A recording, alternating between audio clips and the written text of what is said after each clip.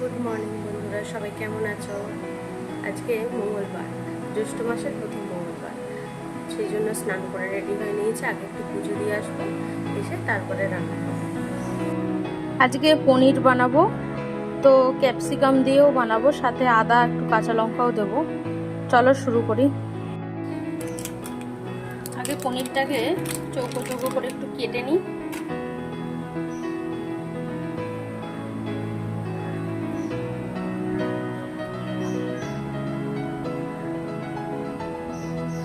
তোমাদের যেরকম মনে হয় সেরকম সাইজের তোমরা পনিরটাকে কেটে নাও। তো আমি চৌকো চৌকো করেই কেটে নিচ্ছি। খুব ছোট নয় আবার খুব বড় নয়, এটা মিডিয়াম সাইজের। আজকে যেহেতু নিরামিষ, তো সেই জন্য আজকে পনিরটাই বানিয়ে নিচ্ছি। দুপুরে তো আজকে আমাদের চিড়ে, দই, আম, কলা এইসবই খেতে হয়। এটা রাতের জন্য করে রাখছি। রাতের সাথে একটু লুচি করব, আর পনিরটা থাকলো, আর দেখি কি করা যায়। হয়ে গেল কাটা। আমি ক্যাপসিকামটাও কুচিয়ে নিয়েছি, তার সাথে দেখো আদাটা বাটবো, তার জন্য ছোট ছোট করে কেটে নিয়েছি, লঙ্কাটাও কেটে নিয়েছি। এর সাথেই লাগবে আমার কিছু চালমগজ আর অল্প একটু কাজু, তো এগুলো আমি একটু ভিজিয়ে রেখেছিলাম। এবার এগুলো আমি সব একসাথে বেটে নিচ্ছি।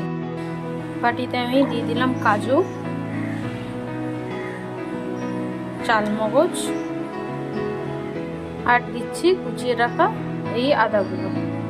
এবার সামান্য জল দিচ্ছি, দিয়ে এগুলো একসাথে বেটে আনছি।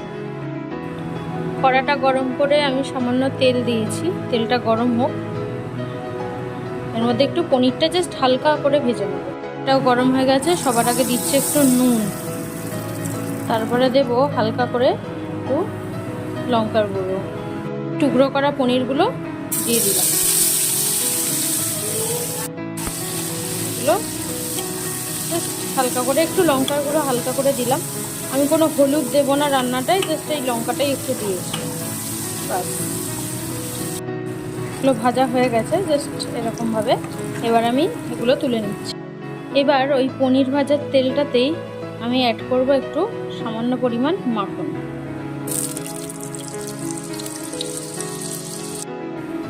ওই মাখনটার মধ্যে সবার আগে কাঁচা লঙ্কাটা দিয়ে দিলাম।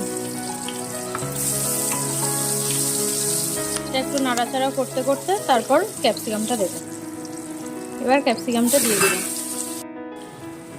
ক্যাপসিকামটা একটু ভাজা ভাজা হোক, এর মধ্যে একটু সামান্য নুন অ্যাড করব। এরপরে এর মধ্যে বেটে রাখা মশলাটা দিয়ে দিচ্ছি।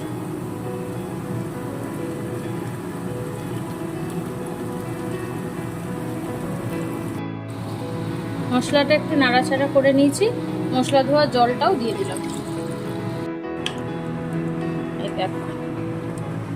এটা একটু ফুটুক, তারপরে পনিরটা দিয়ে দেবো। এটা ফুটছে, এবারে এর মধ্যে পনিরগুলো দিয়ে দিচ্ছি। এবার এটা পুরো ভালো করে মিশিয়ে নেব।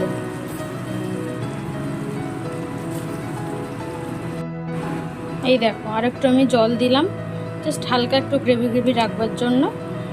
বাস, এটা রেডি। নুনটা যেহেতু আমি ক্যাপসিকামের সময় দিয়েছিলাম, ভাজার সময়, সেই জন্য আর আলাদা করে প্রয়োজন নেই, তাই দিলাম না। তোমরা তোমাদের স্বাদ মতো আন্দাজ করে দিও। আর এর মধ্যে জাস্ট আমি এবার একটু চিনি দিচ্ছি, একটু চিনি দিয়ে দিলাম।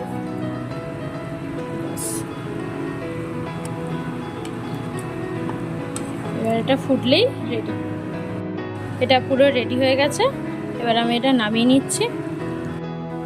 এই দেখো, বাটিতে ঢেলে নিয়েছি, পুরো রেডি। তোমরা চাইলে এর মধ্যে অল্প করে একটু মাখন দিতে পারো, আমি আর দিচ্ছি না, কারণ আগে দিয়েছি আর দেবো না। তোমরা চাইলে অল্প দিতেই পারো। সবাই ভালো থেকো, সুস্থ থেকো, সাবধানে থেকো। দেখা হবে খুব শিগগিরই আবার পরের একটা ব্লগে। চলো, টাটা, বাই।